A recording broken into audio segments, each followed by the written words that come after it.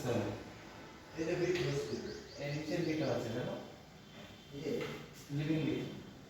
ठीक है হ্যাঁ দেখো এটা বুঝতে হবে পাল্লা দেবো, কারণ পাল্লা উঠলে কি ঘুষবো না, পাল্লাটা কি